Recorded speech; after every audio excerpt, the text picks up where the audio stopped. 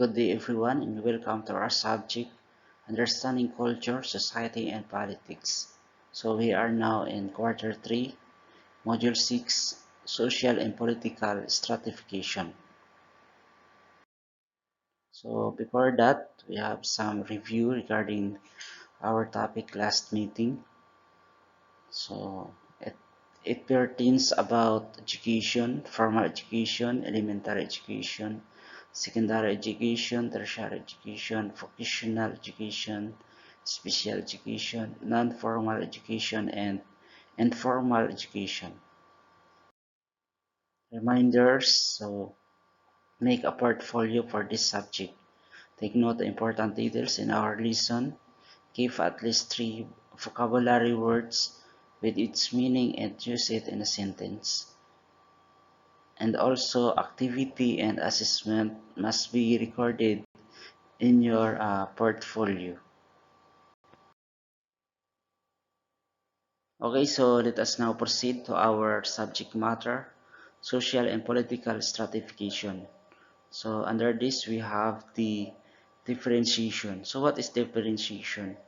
Differentiation is the method of relating people in terms of certain social characteristics and then classifying them into social categories based on their characteristics. It does not involve ranking. So, ano nga ba yung differentiation? So, differentiation, ito yung pagkita ng kaibahan. So, ano ba yung kaibahan? Okay? So, sinasabi diyan na ang differentiation, isang pamamaraan na may kaugnayan sa tao pagdating sa antas ng katangian at inoori ito sa sosyal na kategorya base sa kanilang katangian.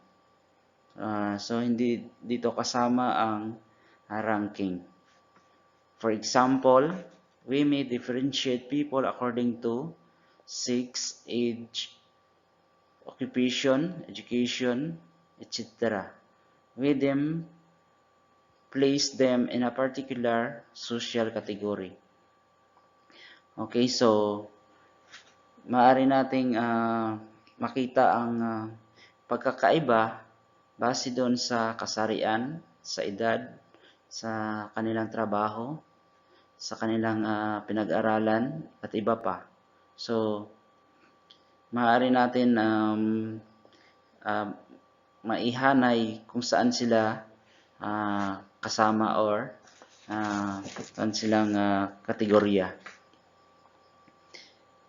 And then, the layering of these categories into higher and lower position of prestige or respect is called social stratification. Okay, so yung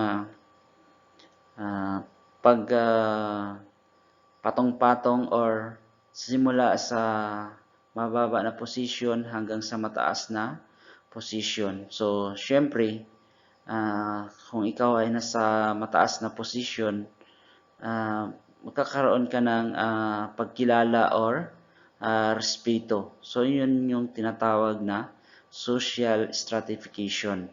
Okay. So, ano nga ba yung social stratification? Social stratification is a society's categorizations of people into socio-economic strata/layer based on their occupation and income, wealth, and status or social status or derived power or social and political. So yun yung social stratification. So yung paghahanay sa iyo or pagkategorya sa iyo sa isang lipunan na kung saan bilang tao meron kang mataas na antas ng pamumuhay. So base doon sa iyong trabaho at kita, yaman, at syempre sa iyong kalagayan. Di ba? Syempre, magkakaroon ka ng kapangyarihan. So, doon sa isang politika or sa isang social o sa isang lipunan.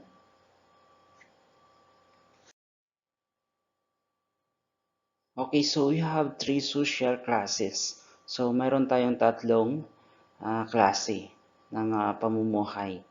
Okay, so the first one is the upper class. So what is upper class?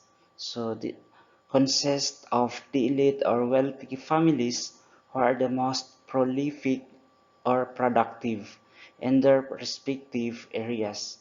They value heritage most over wealth. So ito yung upper class ay pinanganak na agad silang mayaman. So maaring yung kanilang mga magulang ay isang hari doon sa kanilang bansa. Okay? So, uh, sila ay napaka prolific or productive in their respective areas. Okay? So, syempre, kung ang magulang mo agad ay isang king and queen, uh, in-expect na agad doon na uh, sobrang yaman mo na. Okay? So, katulad sa mga bansang England, na kung saan ang namumuno ay hari at saka reyna. Okay? So, the value heritage most over wealth. So, pinapahalaga nila yung kanilang mga minana. Okay? So, lalong-lalo na yung kanilang kayamanan na pinamana sa kanila. Okay, so the second is middle class. So what is the middle class?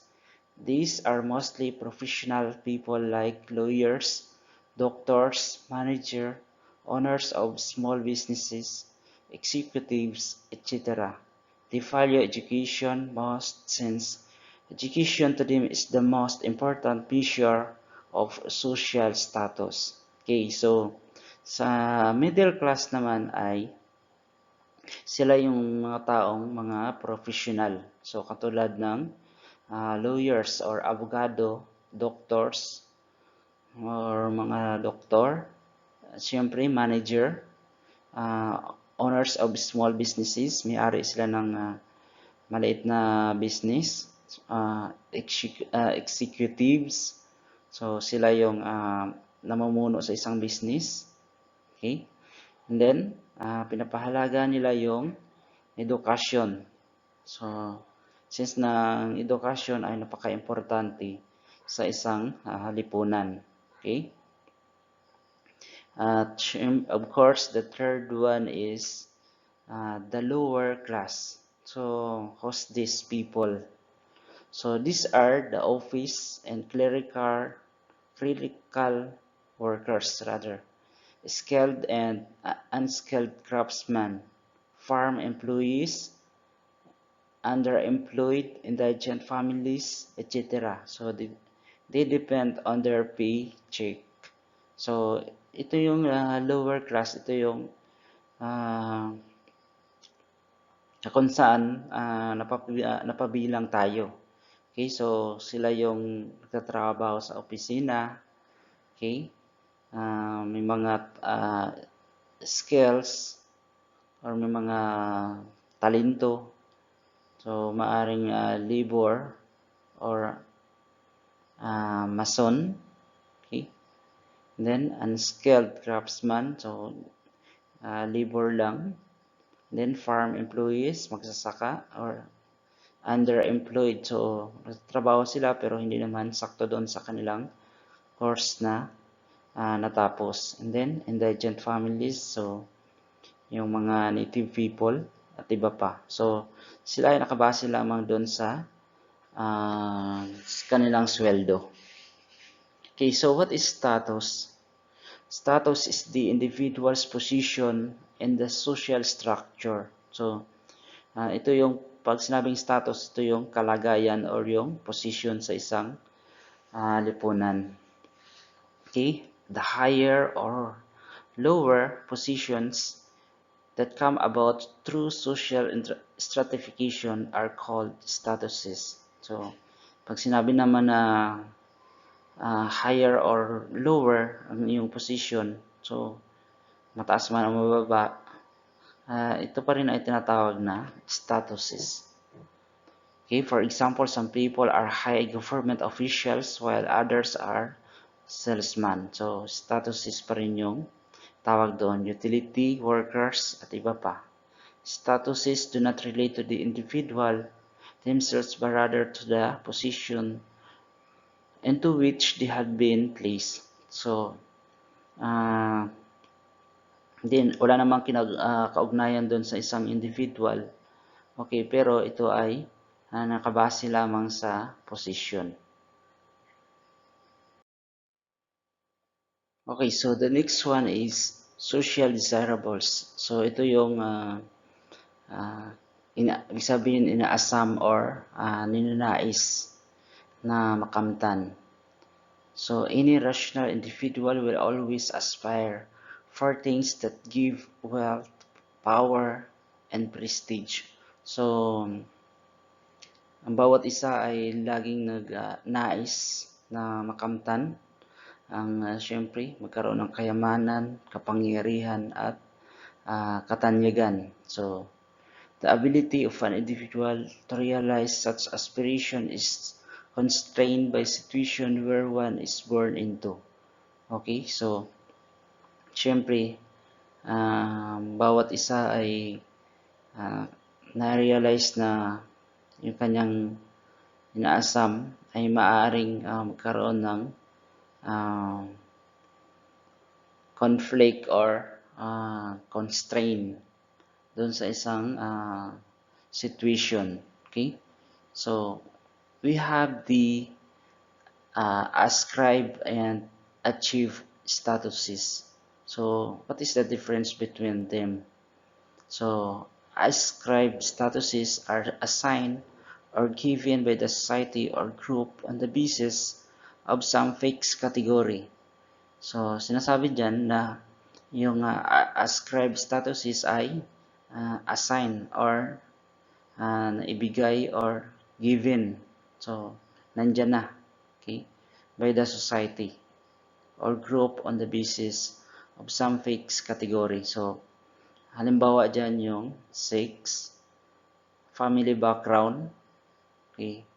Pag sinabi natin yung family background, so, halimbawa maganda yung nagawa ng iyong pamilya, okay. And then, ethnicity, kung ano yung tribo na kung saan mataas yung moral. So, yun yung ascribed statuses. So, how about the achieved statuses? So, achieved statuses are earned by the individual. So, examples are honors received in school, good job, award for winning a competition. So, pag sinabing achieved statuses, so, kaya nagkaroon ng status na yun dahil sa iyong na kamtan. Okay? So, earned by the individual. So, nakuha niya. Okay? Halimbawa dyan yung karangalan sa eskwelahan, good job, magandang nagawang trabaho, then award for winning a competition. So, siya yung nanalo sa isang competition. So, kaya siya nagkaroon ng magandang status. Okay? And then, how about the prestige and esteem? So, what is the different also? Okay, prestige refers to the evaluation of status. So, nakabase doon sa evaluation ng kalagayan. You have prestige according to your status. So, pwede kang makakuha ng karangalan or katanyagan base doon sa iyong status or kalagayan. So, for example, being a senior student. So, pagiging senior, you have the prestige of a senior student at your school. Okay? So, ikaw ay nakakuha ng katanyagan dahil ikaw ay isang senior student doon sa inyong paaralan. Okay? The prestige does not apply directly to you as a person. So, hindi agad-agad to binibigay sa iyo. So, siyempre, paghirapan mo muna para makuha yon. But rather, to the social category to which you belong as senior. Pero siyempre, dahil ikaw ay napabilang doon sa senior class, kaya nakuha mo yung karangalan na yun na senior class. Okay, how about the esteem? So, esteem refers to the assessment of our role behavior. So, nakasalalay pala doon sa kanyang pag-uugali. Okay, measure of esteem we have depends on how well we carry out our role. So, if you perform well, get an outstanding rating. You get and have a high esteem. So, dito, nakadepende sa iyo kung paano mo uh, dinadala yung sarili. Okay? Kung paano ka makikitungo. So, or paano ka magtrabaho. Siyempre, kung ikaw ay, if you perform well, uh, kung magawa ka ng magandang trabaho, masipag ka, makakuha ka ng outstanding rating. Or, kung ikaw ay nag-aaral ng husto, makakuha ka ng outstanding rating. Then, you get and have a high esteem. So, makakuha ka ng paghanga or mataas na pagpapahalaga, okay? Or respeto or pagmamahal, okay? So, yun yung esteem.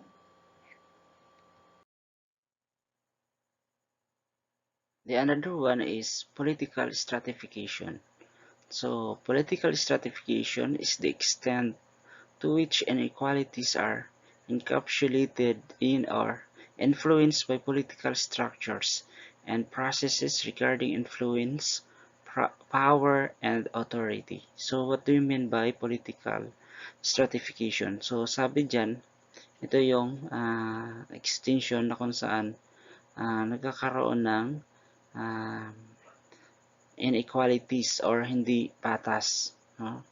ang ang nakapaloob dito. Okay?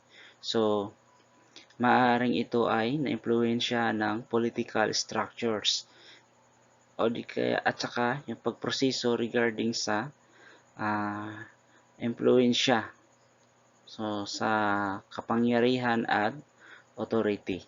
Okay, so that is political stratification. So, in short, pag sinabi nating political stratification, ikaw yung mas nakakuha ng mataas na posisyon pagdating sa politika. Okay? So, paano mo nalaman na nakuha mo yung mataas na posisyon? Okay? So, sa pamagitan ng mayroon kang influensya or ma-influensya ka, makapangyarihan, at syempre, mayroon kang authority or ikaw yung nasusunod. Okay? And then, the next one is social mobility system / structure. So, social mobility is the act of moving from one social status to another. So, pag sinabi natin social mobility, so ito yung kalagayan sa lipunan. So, maaring lower class, middle class, or upper class. So, maari kang mag-step pataas. So, halimbawa, nasa lower class ka, and then, maaari kang mag-move papuntang middle class. So, syempre, dapat mag-aral ka. Okay? Para mapataas ang iyong social status or yung kalagayan sa isang lipunan. Okay, so we have the open class system. So means that individuals can change their social class in the society. People are free to gain a different level of education or employment than their parents. Okay, so pag sinabi nating open class system, ito yung isang individual ay maaaring baguhin yung kanyang social class. So, sa isang lipunan. So, maaari siyang makuha ito so sa pamagitan ng edukasyon o di kaya sa pagiging employed or employment. So, sa pamagitan ng employment. So, kaysa doon sa narating ng kanyang parents. Okay?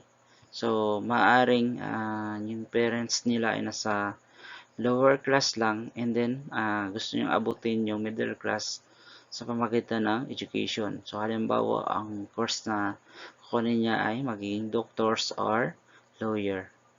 Okay? So, they can also socialize with members of other classes. Okay? Which allow people to move from one class to another. So, pwede siyang makipag-socialize dun sa middle class kung ikaw naman ay or siya naman ay lower class. Okay? So, how about the caste and closed class system? So, sabi dito, people can do little or nothing to change their social standing. Okay, so maaring mapataas yung kanyang standing or maintain lang siya doon sa kanyang standing. So, people are born into their social standing and will remain in it. So, maaring yung may tao na pinanganak na sa social standing or maari yung syempre manatili na lang doon sa kanyang posisyon. People are assigned occupations regardless of their talents, interest, or potential. So, yung isang tao ay maaaring ma-assign so, sa isang trabaho or position. So, kahit ano man yung kanyang talents or interest or potential. Okay, so the last is types of social mobility. So we have two types of social mobility. The first one is horizontal mobility. So horizontal mobility is the movement of a person within a social class level. So for example, a factory worker who finds a new job as a construction worker. So maaari siyang mag-move or sinasabi ito na ito yung paggalaw ng isang tao sa kanyang level. Okay? So, halimbawa, factory worker, hanap siya ng trabaho ng pagiging construction worker. So, yun. Okay? And then, how about the vertical mobility? So, vertical mobility is the movement of a person between social class levels or another class. For example, a factory worker who enrolled in college and becomes a businessman. Okay, so that is vertical. Okay, so isang factory worker nag-enroll sa kolehiyo and then naging ano siya, businessman. Okay, so ibig sabihin ng vertical mobility, yung pag galaw niya ay pataas. So, pag sinabi naman nating horizontal mobility, so yung pahalang naman yung kanyang paggalaw. So, ibig sabihin, ganun pa rin. Okay? So, pag vertical naman, so mayroon siyang pagbabago. So, maaaring napunta na siya sa middle class. So, is the, or that are the difference between horizontal and vertical mobility. Okay, so let us now proceed to your activity from rags to riches. So you are going to research one male or female Filipino who has a rags to riches life story. Include on your research his her ascribed and achieved status in life. If possible, attach picture of this person. Okay, so you are going to include this in your portfolio. Okay, so let us now proceed to your assessment. So this is multiple choice. So you are going to record this in your portfolio, then take a picture and then PM to me. Okay, good luck.